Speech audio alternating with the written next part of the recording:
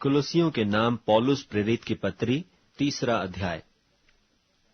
सो जब तुम मसीह के साथ जिलाए गए तो स्वर्गीय वस्तुओं की खोज में रहो, जहां मसीह वर्तमान है और परमेश्वर के दाहिनी ओर बैठा है। पृथ्वी पर की नहीं, परंतु स्वर्गीय वस्तुओं पर ध्यान लगाओ, क्योंकि तुम तो मर गए और तुम्हारा जीवन मसीह के साथ परमेश्वर में छिपा हुआ है।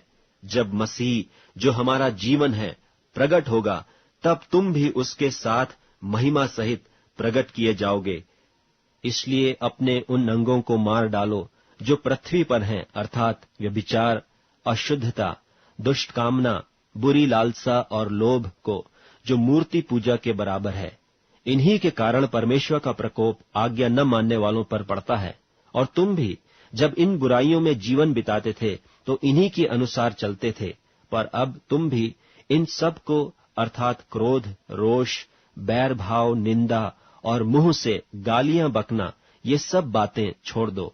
एक दूसरे से झूठ मत बोलो, क्योंकि तुमने पुराने मनुष्यत्व को उसके कामों समेत उतार डाला है और नए मनुष्यत्व को पहन लिया है, जो अपने सृजनहार के स्वरूप के अनुसार ज्ञान प्राप्त करने के लिए नया बनता जाता है। उसमें न तो यूनानी रहा, न यहूदी, न खतना रहित, न जंगली, न स्कूती, न दास और न स्वतंत्र, केवल मसीह सब कुछ और सब में है।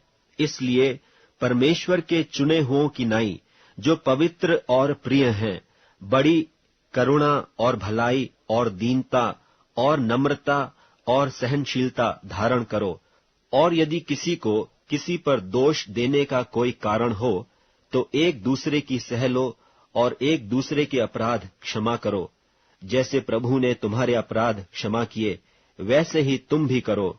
और इन सब के ऊपर प्रेम को, जो सिद्धता का कटिबंध है, बांध लो।